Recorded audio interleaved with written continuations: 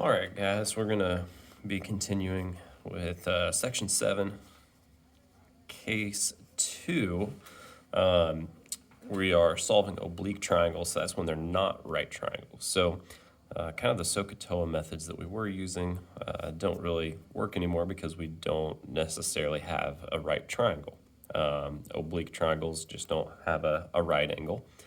And there was several things that can happen in this. So this was the case where we had side-side angle, meaning the angle is opposite one of the sides. So Tuesday, before Thanksgiving break, we constructed these different triangles using rulers and protractors so we could see exactly why some of the things that happen. So I'll kind of review those real quick. First, we talked about like this being kind of the undetermined side. We were given an angle here. We were given a side. And then we were given this side opposite of this angle. And the first thing we talked about was the height, okay? The height from the base to here is sort of the minimum length required, right? If this side is shorter than h, then this would not be possible, right? So I've got side angle, this side and is opposite of this angle. And if it's shorter than h, well, then that's just not possible, okay? Moving on, if we make that side a little bit longer, okay, to where it is exactly the same length as h, well then there's only one spot where it can go. It's gonna meet exactly there, and it's gonna form a right angle, right? That's only one possible triangle. It's the only possible configuration, okay? And then if we went a little bit longer, okay, again, this side here, the kind of the base is undetermined. That's not given, but we know this angle. If I make this side just a little bit longer than h, okay, this is the one that we really have to pay attention to. If this side is longer than h but shorter than this side, there's actually two different locations where it will work, where it will connect, okay? So this was the two possible one. Excuse me. And when we're solving today, we're actually going to have to calculate both options there, okay? And then the next one,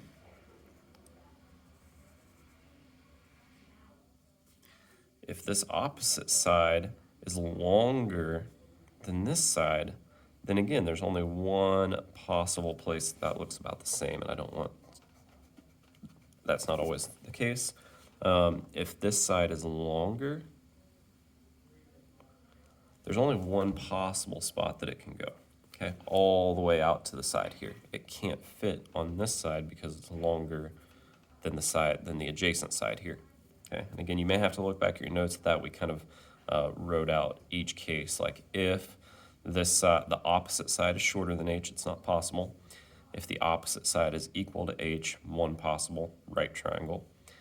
If the opposite side is longer than h but shorter than the adjacent side, that's where we have two possible. And if this opposite side is longer than the adjacent, one possible, okay? And then we had two obtuse. So these were all if we were given an acute angle, okay? If we're given an obtuse angle, normally your triangles do not have to be drawn to scale, but I said if you're given an obtuse angle, it helps if you draw it obtuse, okay?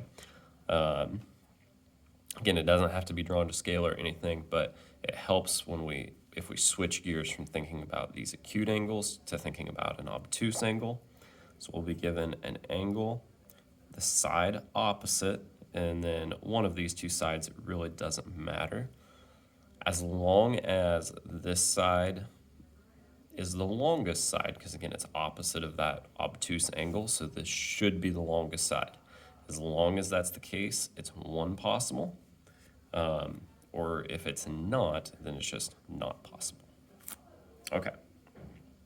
So what we're actually going to be focusing on today is solving. So our directions are going to be to solve if possible.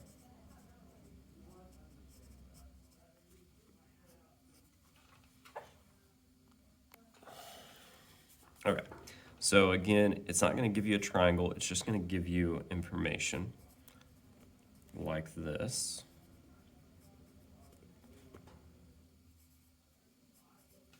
Okay. And the first thing we're going to do is we're going to sketch the triangle. That's going to help us avoid a lot of confusion. And I'm going to try to draw it exactly like we did in the notes on Tuesday. Technically, it really doesn't matter how you orient your triangle. It shouldn't matter. But if it looks like the cases that we've already broken down and we're consistent, it's just going to make things way less confusing. So if we're given an acute angle, I'm always going to put it in the left corner like this, and then our two sides up here. Okay, so I'm gonna go through that process. So I'm just gonna draw an acute triangle, kind of like what we've been doing, and I'm gonna put this angle right here. So I'm gonna label it accordingly. Okay. And then the next thing is there's this side has to go with this angle, so it'll be opposite. So that means that must be the 14. And then again, to match kind of what we've already went through, I'm gonna put the B right here. Okay, which means that this has to be angle B. They have to correspond. And then this is the only one that's left. That's gonna be C and side C. Okay, so again, technically it doesn't matter how it's oriented, but it's going to be much less confusing if we're consistent every time with it. Okay. All right, so then the first thing we need to do, usually I recommend just finding H every time on an acute triangle to see how many are possible. Technically on this one, if you notice, that 14 is longer than the adjacent side, so it's actually kind of like this one here. I don't actually need to find H because I already know it's going to be longer, right? H has to be less than the 10 if we think about that as a right triangle. That'll make sense. But you can go ahead and find H. If you just want to be consistent, do the same thing every time, you would just find H as your first step, okay? So if I did that, I would find, let me back up a second. So to find H, you're gonna look at this right triangle here, and I've got from my 70 degree, I have the opposite side, and then the hypotenuse, so that tells me to use sine equals opposite over hypotenuse, multiply by 10. So H equals 10 sine 70, which would give me 9.4. So if I kind of go through my cases now, I know this opposite side is longer than H, so that means it will connect. It's also longer than this side over here, so this isn't really drawn to scale. It's, like I said, it's like this one, where this is all the way out to the side, and there's only going to be one possible triangle, okay? And again, technically, I didn't need H to know that because it was longer than the adjacent side. But if you want to be consistent, go ahead and find H every time. Okay, just for reference, I went ahead and copied down the law of sines over here. So this is sine of angle A over side A, or the ratio of those, is equal to sine of angle B over side B, and which is also equal to sine of C over C. Again, I don't need all three. I'm just going to mainly be looking at two, and it's basically solving a proportion. I need to know, like if I look at these two, I'm going to need to know 3 out of the 4 variables. Okay, I can only solve for one variable at a time here. So when I look at my triangle, I'm going to look for a pair that's known. Okay, so I've got angle A and side A. and then I have side B, but not angle B. So this is going to be the first thing that I solve for. So I'm going to, and also just kind of a quick tip, you can flip all of these. Like I could put all the sides on top and sine of the angles on bottom. Typically, whatever I'm solving for, I want on the numerator. It's just going to make it a little easier. You can still solve for a variable in the denominator. It just is going to involve a couple extra steps. So not a big deal. It just makes it a little easier. So the first thing I need to solve for here is angle B. Okay, I'm going to put it on the numerator. That means I need to know side B, sine of angle A, and side A, which I do, so I'm good to go there. So I'm going to set up sine of B over 10 equals sine of 70, that's angle A, over 14, that's side A. So I know everything except the variable that I'm trying to solve for. We're good to go. This is just algebra here. I'm going to multiply both sides by 10.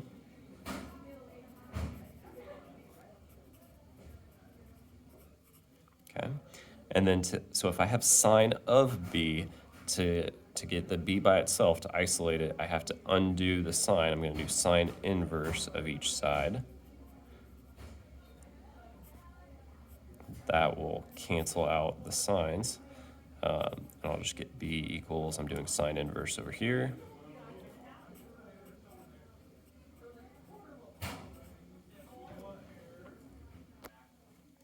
Actually, okay, not 10 sine of 70. I dropped the 14 there, so I need to be doing sine inverse of all of that stuff.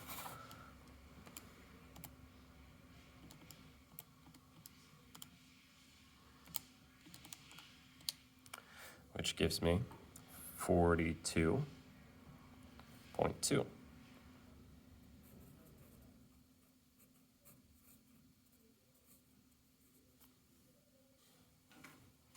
Okay, so now that I've got angle B, okay, the next thing I'm going to need to do, since I have two angles already, and it's triangle, I know they have to add up to 180, I'm going to find this third angle.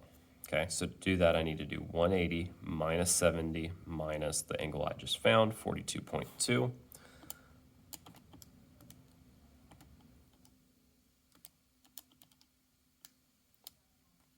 Okay, and that gives me 67.8. Okay, now normally I don't want to use a rounded answer, but because I'm just subtracting, I'm not going to get any further off with my rounding error there, so I'm okay with it in this circumstance. So now the next thing I need to do is find side C. That's the only thing I'm missing so far. Okay, well now I know angle C, and I'm going to go back to this angle side pair that I used in the very beginning. Okay, since I'm finding a side, again, you don't have to do it this way, but I would recommend putting the variable that I'm solving for on the numerator. So I'm basically flipping all of this, putting the sides on the numerator. So it's going to be C over sine of angle C, which is 67.8, equals, and I'm going to use the same exact pair that I was given, and then just solve. Again, that should be pretty easy. Just multiply by sine 67.8. There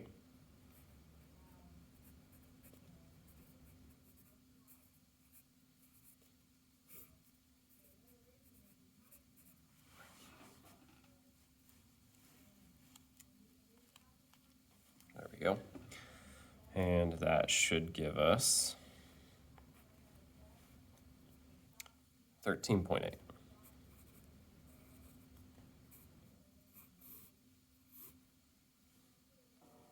Okay, let's take a look at the next one. Again, there's a few different things that can happen, so I'll try to go over all of those here. Again, I'm going to set my triangle up in the same way. I've got an acute angle. Okay. So I'm going to put that angle in the bottom left corner, and then that means that the 7 has to go opposite of that, and I want to put my other side, the adjacent side, right there, which means this has to be angle A and then angle B. Okay. Now again, before I just jump into solving, I need to kind of figure out what's going on here. We're going to find H. Okay. Again, hopefully you've picked up on the pattern by now. If not, go back and do the same process up here. But H is just going to be 9 sine 40, which is 5.7, or 5.8, I guess. Okay. So if this is 5.8, well, 7 is longer than that. That's good. That means it is as physically possible. But it's also less than the 9, which means there's actually 2 possible triangles. Okay, that 7 could also just as easily fit right here. So this is going to be a little bit more work. We're actually going to have to solve both. There are 2 possible. Okay. The first thing I'm going to do, just like before, is I'm going to find this angle A. I'm going to use the 40 and the 7 that go together, and then I've got my side, and I'm going to find the angle. So it's going to be sine of A over the side A equals sine 40 over 7. If I solve, multiply by 9, then sine inverse. Hopefully you know that process by now. If not, go back up and follow exactly what we did on number 1. So we should get for A, for angle A, 55.7. Also, something I guess I should mention here is that the capital letters always are going to correspond to angles, and then the lowercase letters correspond to sides. Okay, so now, because this is a case where there's actually 2 possible triangles, I want to kind of find both options as I go. I think that's going to be way easier for us. So I kind of make 2 columns, and once I find one, I'm immediately going to go find the other because they'll typically be similar processes. It's going to be way less work for us if we do it that way. So I know angle A here has to be 55.7, and then the other angle I'm trying to find is actually this one here, okay? If it helps, we can sketch 2 separate triangles in a minute. One is going to be the original triangle that I drew, like this.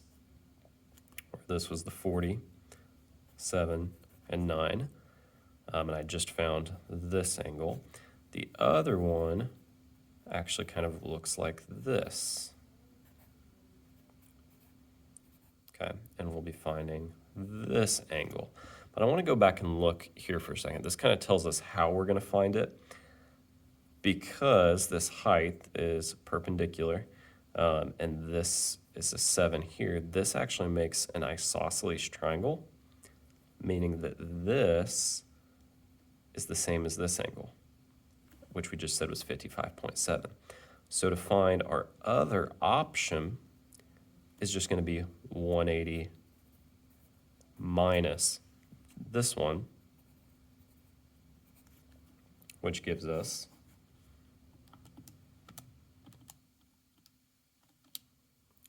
124.3.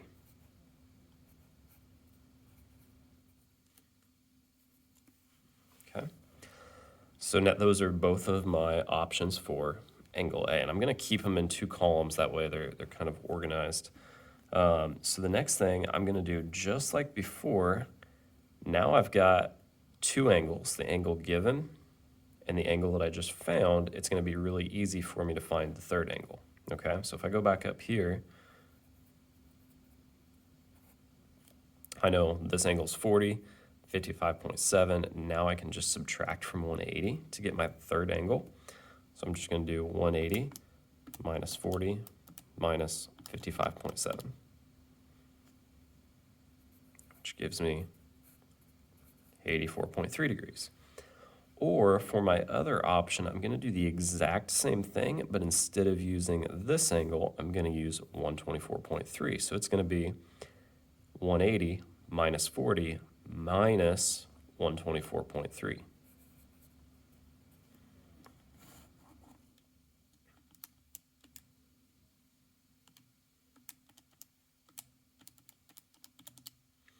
Which is 15.7 degrees. Okay, so I'm doing the exact same process, just using the different angles. Okay, so then moving on, the only thing we've got left to find is B, and I'm still going to have two options for B. I'm going to do law of sines just like I did up here on number 1. Just this angle is going to change.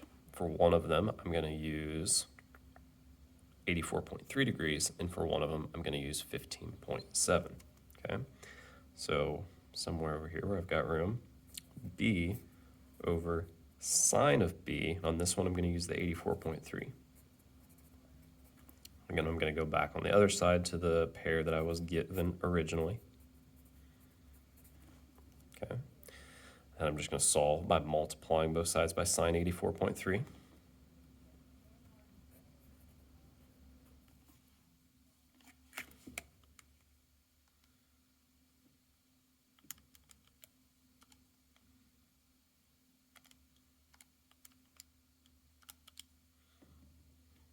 And that gave me 10.8.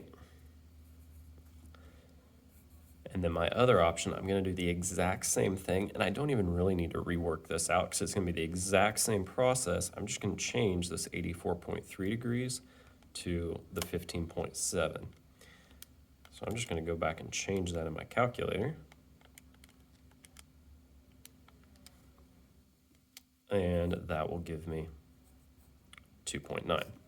Again, that should make sense that that's so much smaller because, again, this was a very, very small angle, 15.7 degrees. So it makes sense that that side would be a lot shorter. So those are both possible options completely solved.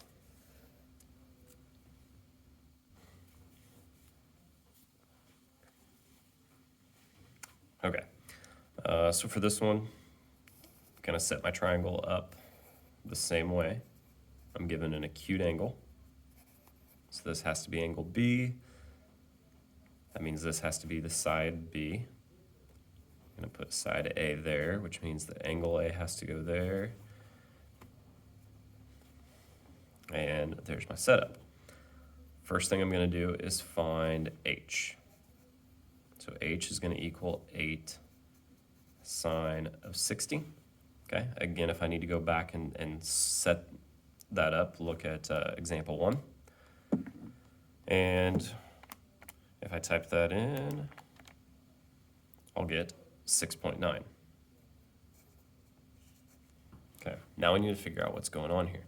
If this vertical height is 6.9, and I'm saying this side here is 6, this isn't actually possible. It wouldn't reach. Okay, the shortest possible distance from here to this base is 6.9. So 6 is less than that. It's not actually even going to reach. So this is just not possible.